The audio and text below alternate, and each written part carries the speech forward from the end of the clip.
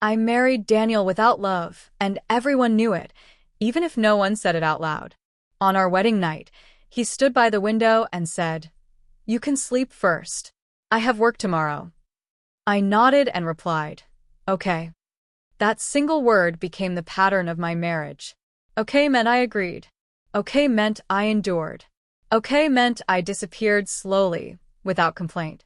Before that marriage, Lily held my hands and cried. "Please," she begged, her voice shaking, "if you don't marry him, our family will fall apart." I asked, "What about what I want?" She answered softly, "You're stronger than me. You can endure it." I believed her. I always believed her. At dinner, Daniel barely looked up. "The food is cold," he said once. I answered, "I'll reheat it." Another time I tried, "Do you want to talk?" He replied, "There's nothing to talk about." My words dissolved before reaching him. Silence filled everything. Our bed was wide and cold, with space between us that never closed. Lily visited often. She smiled brightly and said, "Sister, are you happy?" I lied. "I'm fine." She sighed dramatically. "Marriage is like that. You'll get used to it." Behind her, Nathan waited in the car, the man I once loved. I watched him laugh with her, his eyes warm in a way I had never seen directed at me again. One afternoon, Lily whispered, "Nathan says I'm his future." I forced a smile and replied, "I'm happy for you." She hugged me and said, "Thank you for understanding." My chest hurt, but I said nothing. At night, I asked Daniel quietly, "Do you ever regret marrying me?" He answered, "Regret is useless." Then he turned away. Years passed like that. I stopped asking questions. I stopped expecting warmth. When I coughed blood for the first time, Daniel said, "See a doctor if you want." Lily said, "Don't scare us." I thought, I am already disappearing. At the hospital, the doctor spoke gently. "You should have come earlier." I laughed weakly and replied, "I was busy." On my last day, Lily sat beside my bed. She held my hand and said, "You've suffered so much." I whispered, "Did I do something wrong?" She hesitated, then leaned closer. "I planned it," she said. "I needed Daniel out of the way. I needed Nathan free. You were perfect for sacrifice." My heart stopped before my body did. I stared at her and asked, "You never loved me?" She answered calmly, "Love doesn't fill empty futures." Tears slid into my ears as I lay there. Daniel did not come. Nathan did not know. Lily squeezed my hand once more and said, "Thank you, sister." As the room faded, anger burned through the regret. My last thought was clear and sharp. If I had another chance, I would never choose this life guy. I woke up gasping, my chest rising too fast, my hands shaking as if I had just escaped drowning. I whispered, "No, I'm dead." The ceiling above me was familiar, painfully so. My room. My old room. I sat up and said out loud, "This isn't possible." My voice sounded young, unbroken. The door opened and Lily rushed in. "You're awake?" she asked softly. I was worried. My heart slammed. Her face was the same, gentle and worried, exactly like before everything was ruined. I stared at her and asked, "What day is it?" She laughed lightly. "Are you nervous?" "It's the engagement announcement. Today." My ears rang. I pressed my fingers into my palm and thought, this is the beginning. Memories crashed into me, sharp and complete. The marriage, the silence, the hospital bed, her confession. I looked at Lily and felt cold instead of love. She sat beside me and said, "Sister, I didn't sleep all night thinking about you." I replied carefully, "Thinking about me?" She nodded. "Daniel's family wants an answer today. If you don't want this, I can sacrifice myself." Her eyes shone with tears. Before, those tears trapped me. Now I saw through them. I thought, you already know I'll say yes. I lowered my eyes and whispered, "How could I let you do that?" She grabbed my hand. "You're always so kind. You always think of others." I forced a small smile. Inside, my voice screamed, You used that kindness to kill me. Out loud, I said, I'll think about it. She looked surprised. You're hesitating? I laughed weakly. I'm just scared. Downstairs, my mother said, this marriage will save us. My father avoided my eyes. Daniel stood near the window, expression calm, distant. He asked, Have you decided? I looked at him and remembered years of silence. I answered, I have. Lily held her breath. I said, I'll marry you. Relief filled the room. My mother smiled. Lily hugged me tightly and whispered, Thank you for protecting our family. I whispered back, Of course. My nails dug into my palm. I reminded myself, not yet. Be patient. Daniel said, I'll arrange everything. I nodded and replied, Do as you see fit. Later, Lily followed me to the hallway. You don't know how grateful I am, she said. I owe you my whole life. I looked at her and asked softly, Would you really have married him for me? She froze for half a second, then smiled. Of course. We're sisters. I smiled too. Liar, I thought.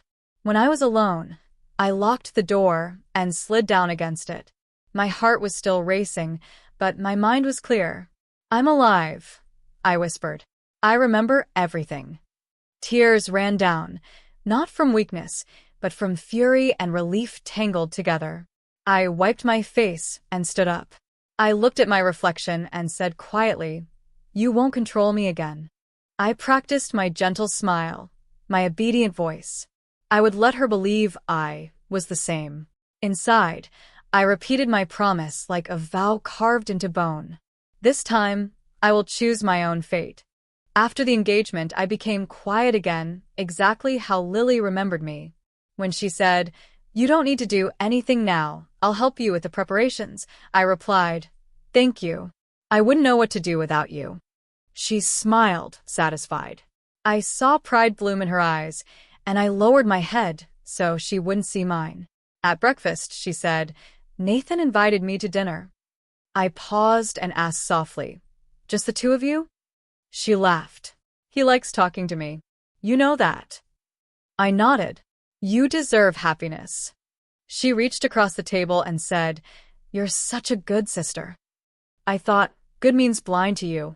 Days passed like this. Lily grew bolder. She stopped hiding her excitement. She said things like, Nathan hates clingy women, and men like ambition. I listened and replied, You know him so well. Each sentence she spoke carved her intentions clearer. I didn't argue. I didn't warn her. I only remembered. One evening, she asked, Doesn't it hurt, seeing me with him? I looked up slowly and said, Why would it? She hesitated. Because you liked him once. I smiled faintly. That was a long time ago. She relaxed instantly. I added, People move on. Her relief tasted bitter, but useful. I met Sophia at a cafe near my office. She stared at me and said, You're different. I replied, Different how? She leaned closer. Calmer. Sharper. I stirred my drink and said, I'm tired of crying. She squeezed my hand. Did something happen? I looked at her and said, Everything already did. She didn't push. That was why I trusted her. Sophia said, If you ever need help, just ask. I answered, Teach me how to stand alone. She smiled. Then start by not apologizing. I laughed quietly. I'll try. From that day, I listened more than I spoke. I learned how people revealed themselves without realizing it. At a family gathering, I saw Nathan again. He said, It's been a while. I replied, It has. Lily clung to his arm and said, We're very busy lately. I stepped back and said, I won't interrupt. Nathan looked at me for a moment too long and said, You've changed. I tilted my head. People do. Later, he approached me alone and asked, Are you happy? I answered honestly, I'm learning. He frowned slightly. You sound careful. I met his eyes and said, Careful keeps me alive. He didn't understand, but he remembered. Lily cornered me afterward. What did you talk about? She asked casually. I replied, nothing important. She studied my face. You're not jealous? I laughed softly. Why would I be? She smiled, fully convinced. I thought because you need me beneath you. At night, I read quietly. I listened. I watched. When Daniel asked, why are you so distant? I said, I don't want to burden you. He accepted that easily. Everyone did. That was my advantage. One afternoon, Lily said proudly, Nathan might introduce me to his uncle. I clasped my hands and said, that's amazing. She said, opportunities come to those who deserve them. I agreed. They do. She believed I was still following her shadow. She believed I was harmless. As I watched her walk ahead, confident and careless, I whispered inside myself, walk faster. I stayed behind, silent and patient, letting her think she had already won. I met Henry Cole because Lily was late. She had rushed ahead, laughing on the phone, and left me standing near the entrance with documents in my hands. A man beside me said, those papers are upside down. I looked and replied, they still make sense. He smiled. Only if you understand numbers. I said, numbers are honest. People aren't. He laughed softly. Interesting answer. He introduced himself. Henry. I answered. Evelyn. He asked, are you here for business or obligation? I paused and said, both, but I'm trying to change that. His eyes sharpened. Then start by asking why you're here. I didn't have an answer yet, but I said, I will. Lily finally appeared and said, Uncle Henry, sorry to keep you waiting. I bowed politely and stayed quiet. A week later, Henry called me directly. I want you to assist me part-time. I asked, why me? He replied, you listened more than you spoke. I accepted without telling anyone. When I told my mother, she frowned. Why work when you're engaged? I replied calmly, I want to learn. Daniel overheard and said, you never cared about work before. I answered, I never had permission. At the office, Henry asked, what do you want? I said, to stand on my own. He nodded. Then stop doubting yourself. I learned quietly. I listened to meetings. I asked questions after everyone left. Each answer felt like oxygen. At night, I thought, this is mine. Daniel noticed the change first. You're rarely home, he said. I replied, I'm busy. He frowned. With what? I looked at him and said, my future. He was silent. Later he asked, do you regret marrying me? I answered honestly, I regret losing myself. He said, you're different. I replied, I'm awake. He didn't know how to respond. Lily began watching me closely. You're spending time with Uncle Henry, she said lightly. I replied, he's teaching me. She laughed. Teaching you what? I smiled. How not to depend on anyone. Her smile stiffened. She said, don't overestimate yourself. I answered gently, I won't underestimate myself again. She changed the subject, but her fingers tightened around her cup. Nathan spoke to me after a meeting. You handled that discussion well, he said. I replied, I prepared. He asked, why so quiet lately? I said, silence helps me hear myself. He studied me. You don't chase approval. I shook my head. I'm tired of chasing. He nodded slowly, respect settling between us without promise or demand. One evening, Sophia called and said, you sound stronger. I replied, I feel scared. She laughed. That means you're growing. I whispered, what if I want more? She said, then take it. I hung up and stared at my reflection. What if I fall again? I asked myself. Another voice answered, then stand up again. Daniel tried once more. We could start over, he said. I replied, I don't want to go backward. He asked, is there someone else? I shook my head. There's me. He looked confused. Lily overheard and forced a laugh. Sister has ambitions now, she said. I smiled. I always did. I just hid them. Late at night, I sat alone and thought about guilt, about desire, about Nathan's steady gaze and Henry's quiet approval. I told myself, choose carefully. My heart beat fast, but my mind was steady. I wasn't drifting anymore. I wasn't enduring. I whispered into the dark, I'm choosing. And for the first time, the future didn't feel like a trap. Lily started watching me the way people watch a clock when they know time is running out. One morning she said, Nathan hasn't replied since yesterday. I answered, he's busy. She snapped, you sound sure. I looked at her calmly and replied, people answer when they want to. Her lips pressed together. At dinner, my mother praised my work and said, you've become reliable. Lily laughed sharply. She's just lucky. I met Lily's eyes and said, luck fades. Effort stays. The table went quiet. Lily said, you think you're better than me now? I replied, I think I'm responsible for myself. She pushed her chair back too hard. Later she followed me to the kitchen. You're stealing my place, she whispered. I asked, did you own it? Her face flushed. Nathan listens to you, she said. I answered, I don't ask him to. She accused softly, you planned this. I shook my head. You planned everything once. I learned. Her lies began slipping. She told Nathan one story and told me another. I heard him ask her, why does your story keep changing? She laughed nervously. You misunderstood. He said, no. I listened carefully. I stayed silent, standing nearby, doing nothing but existing. That seemed to anger her more than any argument. She cornered me again. Are you enjoying this? She asked. I replied, enjoying what? She hissed, watching me lose. I thought for a moment and said, I'm watching myself grow. She scoffed. You think you've won? I said, this isn't a competition. She whispered, you always pretend to be innocent. Nathan spoke to me later. You never explain yourself, he said. I replied, I don't need to. He nodded slowly. That's honest. He turned away without another word. Lily saw everything. Her smile cracked. She said loudly, careful, sister.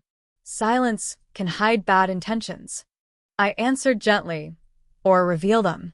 At home, Lily confronted me again. Admit it, she said. You want what I want. I replied, I want what's right for me. She asked, what about loyalty? I looked at her and said, you taught me how fragile that is. Her eyes widened. You're blaming me? I said, I'm understanding you. Whispers spread. Small doubts formed around her. Missed meetings. Contradictions. Excuses that sounded thin. I didn't speak. I didn't defend. I let time do what shouting never could.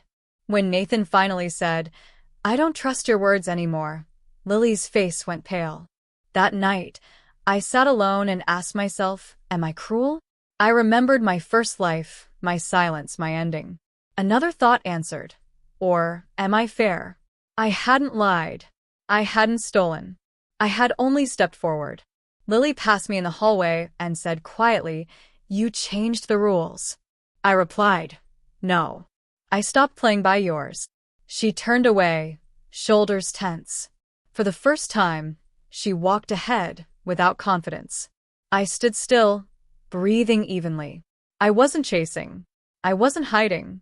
I was no longer behind her, and she finally saw it. Lily's collapse did not come with noise. It came with pauses, unanswered calls, and doors closing gently but firmly. One evening she said, Nathan won't see me anymore. I replied, he told you why. She laughed bitterly. He said he doesn't know who I am. I asked calmly, do you? She stared at me and said, you're enjoying this. I shook my head. I'm staying away. She whispered, that's worse. Our mother stopped defending her excuses and said, I should have listened sooner. Lily snapped, so now it's my fault? I stayed silent.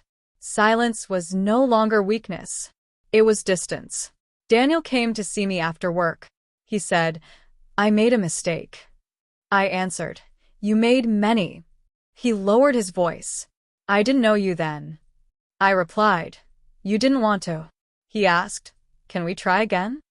I looked at him and said, I already moved forward. His regret sounded real, but it came too late. My father finally spoke one night. We failed you, he said. I replied, I survived. My mother cried and said, we pushed you. I said quietly, I learned to stand. Lily listened from the doorway, arms crossed, eyes hollow. She said nothing. There was nothing left to argue. Nathan met me at a quiet cafe. He asked, are you okay? I answered, I'm healing. He nodded.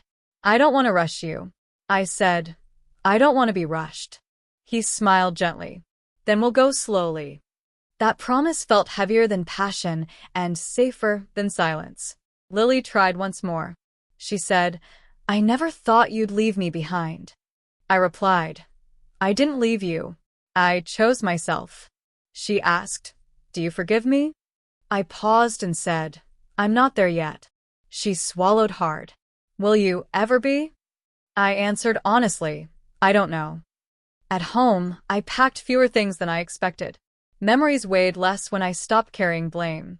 I thought pain taught me where to stop. I said to myself, you're allowed to rest.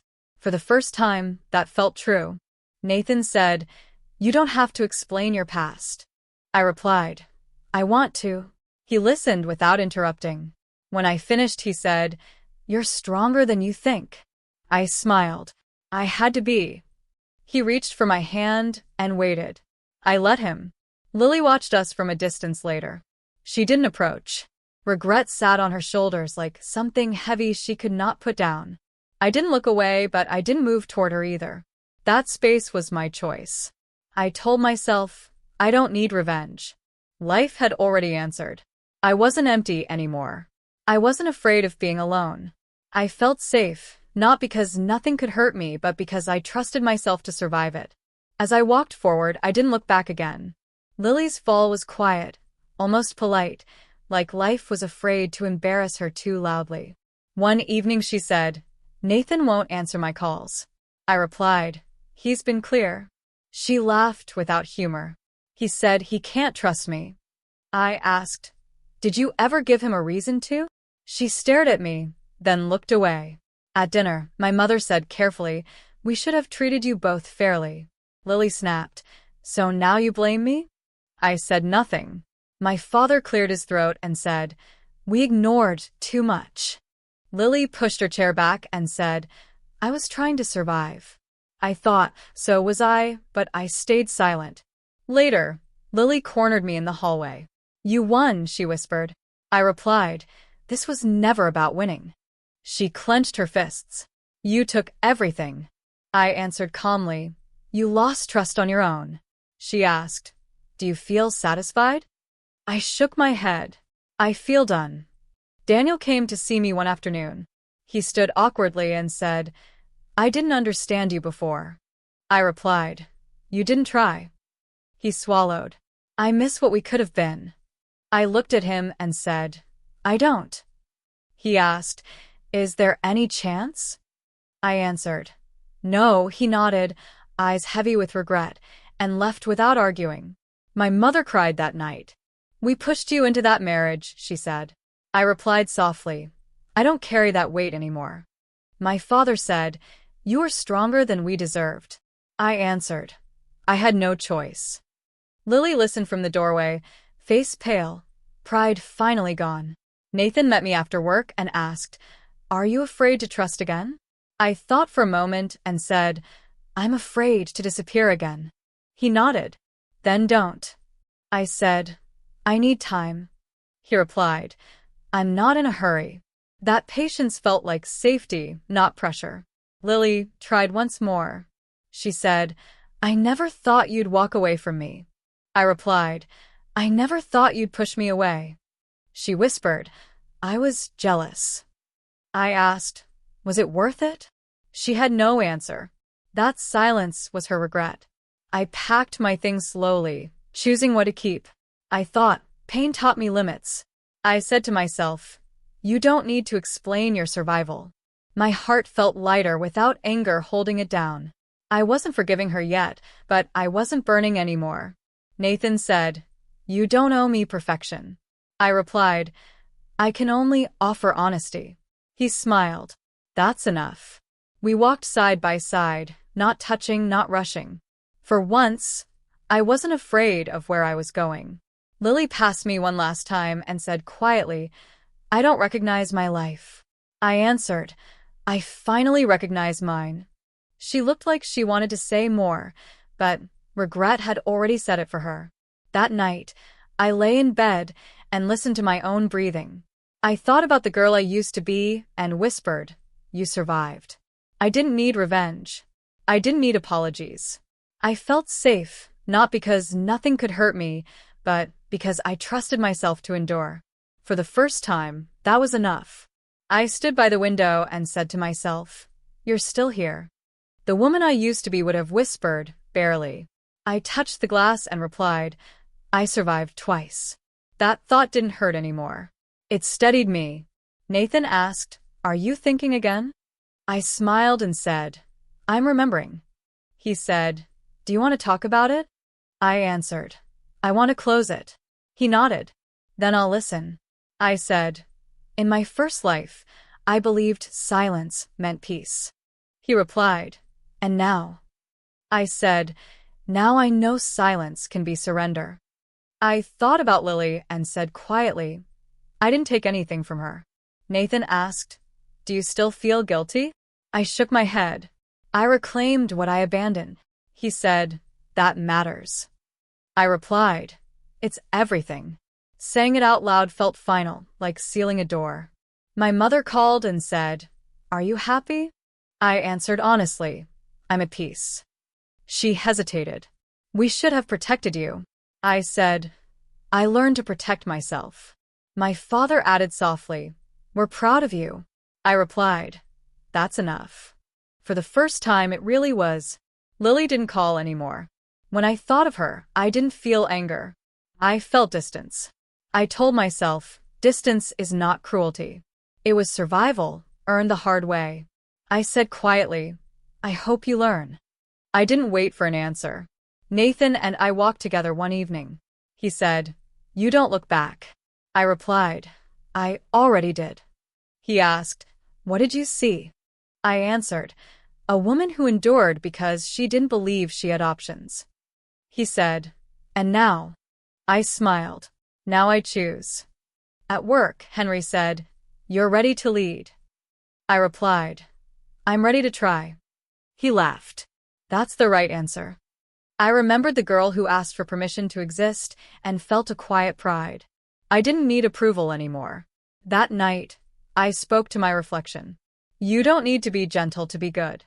I paused and added, "You don't need pain to be strong." My reflection didn't argue. It listened. Nathan said later, "I won't cage you." I replied, "Then I'll stay." He said, "That's your choice." I nodded. Exactly. Love didn't feel like sacrifice anymore. It felt like space. I lay in bed and remembered dying once, angry and full of regret. I whispered, "I forgive you," to the woman I was. Tears came, but they were light. They didn't pull me under. I thought about every decision I didn't make before, every moment I stayed quiet when I wanted to speak. I told myself, "You didn't fail. You learned." That truth settled deep, steady and warm. In the dark, I took a slow breath and felt my heart beating without fear. No one was steering my life for me. No one was pushing me aside. I wasn't following anyone's shadow. I didn't steal Lily's future. I didn't destroy anyone's life. I simply stopped abandoning my own. That was the difference. That was the truth. I closed my eyes and smiled, not because everything was perfect, but because it was mine. My final thought rose clear and calm, free of anger or doubt. This life is mine. And this time, I chose myself.